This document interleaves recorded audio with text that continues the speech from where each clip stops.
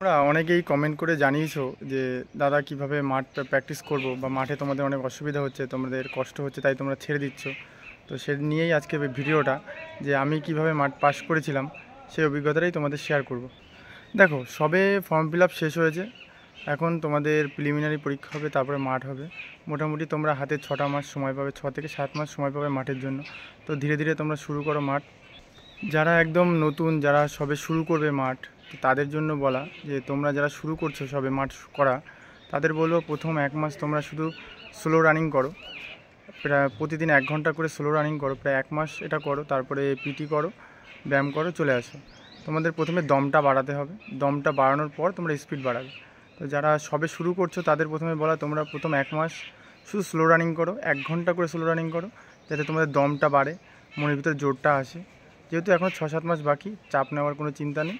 শুধু একদম slow running করো, 1 ঘন্টা করে পার ডে করো। তারপরে ব্যায়াম করো, পিটি করো, এক্সারসাইজ করো, চলে আসো। আর পড়াশোনাটা সাথে সাথে করো। আর হ্যাঁ, একটা কথা, মাঠে তোমাকে প্রতিদিনই যেতে হবে। বন্ধুবান্ধব যাক চাই না যাক, তোমাকে প্রতিদিন যেতেই হবে। গিয়ে প্রতিদিন প্র্যাকটিস করবে, কারণ চাকরি তোমাকেই পেতে হবে। বন্ধুবান্ধব গেলে যে একসাথে গিয়ে দৌড়াবো ওরকম কোনো ম্যাটার না। আমিও যেমন আমার বন্ধুবান্ধবকে যদি নাও যেত, আমি প্রতিদিন মাঠে যেতাম, কারণ আমার চাকরি পাওয়ার একটা নেশা ছিল। তো তোমাদেরও বলবো, যদি বন্ধুবান্ধব না যায় তো নিজে একাই যেও, কিন্তু প্রতিদিন মাঠে যেও। পড়াশোনার পাশাপাশি মাঠটা প্রতিদিন করো, তাহলে মাঠে অসুবিধা হবে না। 6 থেকে 7 মাস বাকি, কোনো অসুবিধা হবে না আশা করি। তো প্রথম 1 মাস তোমরা স্লো রানিং করলে, স্লো রানিং করার পর থেকে তোমরা যেটা শুরু করবে, আমি যেটা করেছিলাম সেটাই তোমাদের বলবো আজকে। আমার মাঠ পাসের রুটিনটা তোমাদের জানাবো, যে আমি কিভাবে মাঠ পাস করেছিলাম। তো তোমাদের বলছি, শোনো। তো আমি প্রতি সপ্তাহের রুটিনটা তোমাদের বলছি। এই ছবিটা আমি ভিডিওতে আপলোড করে দেবো। যে ধরো রবিবার থেকে শুরু করে, রবিবার 1 ঘন্টা স্লো রানিং করলে, তারপরে 100 মিটার করে মারবে 10টা সেট, তারপরে পিটি করবে। এটা হচ্ছে রবিবারের। তারপরে হলো সোমবারে 15 মিনিট জগিং করার পর পিটি করে নেবে 20 মিনিট, তারপরে 100 মিটার করে মারবে 20টা সেট। তারপর মঙ্গলবার তোমরা 20 মিনিট জগিং করবে, দেন 100 মিটার, 200 মিটার, 400 মিটার এবং 600 মিটার মারবে। তারপরে বুধবার আবার 20 মিনিট প্রথমে জগিং করে নেবে, তারপরে 30 মিনিট পিটি করবে, তারপরে 100 মিটার করে 4 বার মারবে।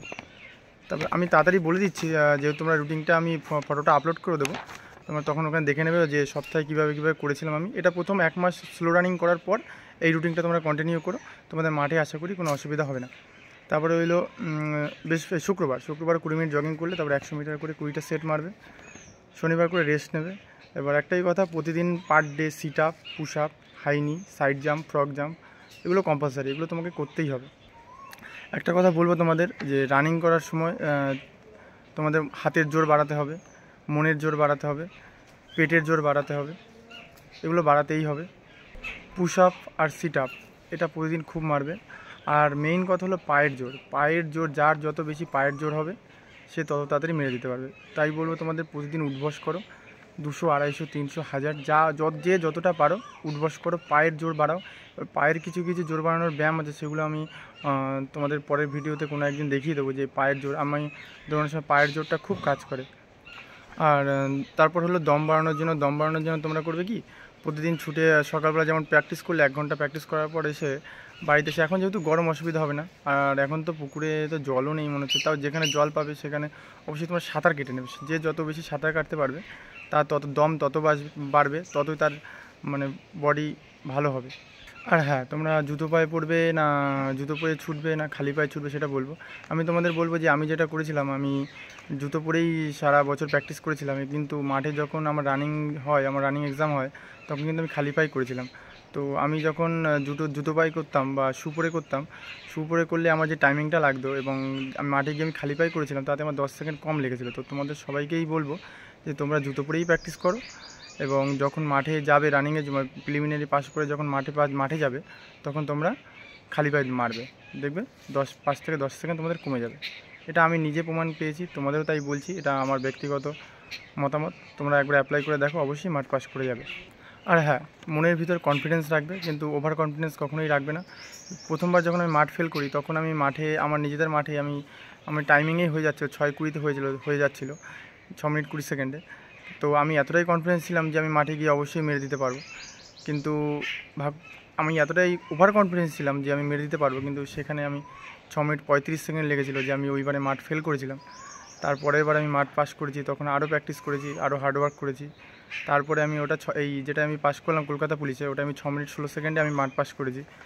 তো এবার তোমাদের বলবো যে কলকাতা পুলিশের মাঠ কেমন হয়, এবার কপাক মারতে হয়, কী মারতে হয়। এবার কলকাতা পুলিশের আমাদের মাঠটা হয়েছিল 8 পাক মারতে হতো, আমাদের বিটি লাইনে মাঠ হয়েছিল 8 পাক আমাদের করতে হতো। এবার দুর্গাপুরে যাদের হয় তাদের 4 পাক করে মারতে হবে, 400 মিটার ট্র্যাক হয়। আর আমাদের ব্যারাকপুর বলো, আমাদের বিটি লাইন বলো, এগুলো 200 মিটারের মারতে 8 পাক করে মারতে হয়। তো প্রিলিমিনারি পাস করে তোমরা যারা মাঠে যাবে তাদের একটা কথাই বলবো, মাঠে অনেক বড় বড় হনু দাদারা থাকবে, তারা ভয় দেখাবে, তারা করবে, তাদের দেখে তোমাদের ভয়ভীত হতে পারে, কিন্তু তুমি তোমার মনের জোর রাখবে, নিজের উপর কনফিডেন্স রাখবে। এবার তোমরা যখন মাঠে নামবে তখন মনের জোরটা খুব লাগবে। তো যখন তোমার মাঠ শুরু করবে, প্রথম বলবো, যখন আমি আমার বিডি লাইনের অভিজ্ঞতাটাই বলি, যখন 1 পাক দিই তখন 45 সেকেন্ড, প্রথম পাকটা 45 সেকেন্ড দিই, দ্বিতীয় পাকটা 45 সেকেন্ড করে দিই, তৃতীয় পাকটা আমার 47 সেকেন্ড লাগে, তার পরের পাকটা 50 সেকেন্ড লাগে। আমার মোটামুটি প্রথম 4 পাক আমি 3 মিনিট 12 সেকেন্ডে দিয়েছিলাম। আর পরের 4 পাক যখন 5 পাক আর 6 পাক হয় তখন মন বলছে ছেড়ে দিই, দমে কষ্ট হচ্ছে, পা যাচ্ছে না, হাত উঠছে না, মনে হচ্ছে যেন দম ছেড়ে দিই, কিন্তু মনে এতটাই জোর ছিল যে না, আমি একবার মাঠ ফেল করেছি, আমাকে এটা পারতেই হবে। পড়াশুনো নিয়ে আমি আমি এটা ফেল করলে আমাকে আবার বছরের পর বছর ওয়েট করতে হবে, আবার কবে রিক্রুটমেন্ট বেরোবে, আবার কবে পাস করতে হবে, আবার সেই পড়াশুনো, আবার সেই দৌড়। তো সেই মনের জোর নিয়ে আমি দৌড়েছিলাম। অবশেষে 5 পাক, 6 পাক, 7 পাক, 8 পাক আমি মনের জোর থেকে দৌড়েছিলাম। 8 পাক, শেষ পাকটা আমি 30 সেকেন্ডে দিয়েছিলাম, 6 মিনিট 16 সেকেন্ডে আমার মাঠ পাস হয়েছিল। তো তারপর বিশাল খুশি হয়েছিলাম, যতটা কষ্ট হয়েছিল মাঠে, যখন কিন্তু মাঠ পাস করার পর যখন ফিট সার্টিফিকেট তুমি পাবে হাতে, তখন দেখবে তোমাদের কতটা আনন্দ হয়। সবথেকে বড় কথা, যখন প্রিলিমিনারি পাস করে মাঠে ডাক পাবে, তখন মাঠে যখন ছুটবে, তখন একটা কথা বাবা মাকে স্মরণ করে নেবে যে আমাকে মাঠ পাস করতেই হবে, আমাকে চাকরিটা পেতেই হবে, বাবা মার মুখ উজ্জ্বল করতে হবে। যত অবহেলা লাঞ্ছনা তোমরা হয়েছে সব কিছুর প্রতিশোধ নিতে হবে, সেই ভেবে তোমার মনে জোর রেখে দৌড়াবে। চাপ নেওয়ার কিছুই নেই, এখনও 6-7 মাস বাকি। তোমরা যদি আস্তে আস্তে ধীরে ধীরে শুধু সকালবেলা করে প্র্যাকটিস করো, রোদে প্র্যাকটিস করার এখন দরকার নেই। কিন্তু শেষে আমি বলবো, যখন তোমরা মাঠে পাশে যখন এক্সাম এই অ্যাডমিট কার্ড ডাউনলোড করবে, তখন আমি তোমাদের বলবো যে দুপুরের প্র্যাকটিস করার চেষ্টা করো। তখন আমি মাঠ পাস করার আগে 12টা 1টা সময় মাঠ প্র্যাকটিস করতাম। কষ্ট হতো, ভীষণ কষ্ট হতো। বন্ধুবান্ধব যখন রাস্তায় যেত, আমাকে দেখতো আমি মাঠে দৌড়াই, তখন বন্ধুবান্ধব টোন্টির কারি কাটতো, কেটে বলতো কিরে আর ছুটিস না, কত ছুটবি, শরীর খারাপ করবে, বাড়ি চলে আয়। কিন্তু আমি ওদের কথা শুনতাম না, আমি আমার মতো করে দৌড়াতাম, একা একা দৌড়াতাম, কেউ ছিল না আমার মাঠ পাস করার সময়। আমি মাঠে একা একা ছুটতাম, একটা বন্ধুবান্ধব আসতো না যারা খুব ভালো দৌড়াতো, তাদের বলতাম যে আয় একটু মাঠে আয়, আমার সাথে একটু হেল্প কর, কিন্তু কেউ ছুটতো না। কিন্তু আমি নিজে মনের জোর রেখেছি। আমার বাবা এসে দাঁড়িয়ে থাকতো মাঠে, আমি দৌড়াতাম, বাবা আমার খুব সাপোর্ট করেছে দৌড়ানোর সময়। তো একা একাই দৌড়াতাম, তোমরাও একা একা দৌড়াও। বন্ধুবান্ধব আসলে ভালো, না আসলে কিছু করার নেই, কারণ চাকরিটা তোমাকেই পেতে হবে, চাকরিটা তুমিই পাবে। বন্ধুবান্ধব সবসময় ছিল, থাকবে, কিন্তু সবাই তো চাকরিটা পাবে না। বা তুমি তোমার মতো করে চেষ্টা করো, চাকরিটা তুমিই পাবে। একটা কথাই বলো, মনে জোরে রাখো, টুকটুক করে প্র্যাকটিস করো, অবশ্যই সাকসেস হবে।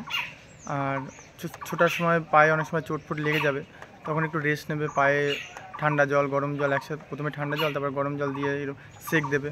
যখন ব্যথা হবে, সিন পেন হবে, তখন ওইগুলো দেবে, ব্যান্ডেজ করে রাখবে, দেখবে তোমাদের ব্যথাটা কিছুটা কম হবে। আবার কিছুটা রেস্ট দিয়ে আবার শুরু করবে, হাল ছাড়বে না, চলতে থাকুক। অবশ্যই তোমরা মাঠ পাস করবে, এটাই আমি কামনা করি।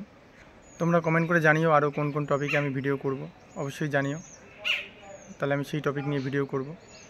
আর আজকে আমার ছুটির দিন বলতে আজকে আমার একটু পায়ে লেগেছিলো ট্রেনিং করার সময়, তো আমি একটু রেস্ট নিয়েছি, 3 দিনের রেস্ট নিয়েছি হসপিটাল থেকে। তো ওই জন্য আমি আজকে রেস্টে আছি, ওই জন্য ভিডিওটা করতে পারলাম, যা ট্রেনিংয়ের সময় আর ভিডিও করা যায় না। তো তোমরা সবাই ভালো থেকো।